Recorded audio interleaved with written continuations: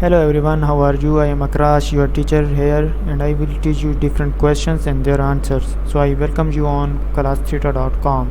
So our today's question is: investment include the amount spent on new factories and machinery, B, the amount spent on stock and bonds, C, the amount spent on consumer goods that last more than 1 year, D, the amount spent on purchase of art, E, all of the above. And answer the question. The correct answer is C, all of the above. Investment 1 is the context of economics include all of the mentioned items. A, the amount spent on new factories and machinery. B, the amount spent on stocks and bonds. C, the amount spent on consumer goods that last more than 1 year.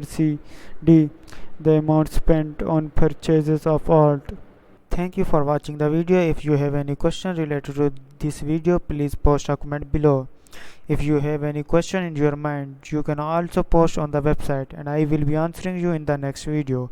Thank you for engaging with us. Until next video, bye bye.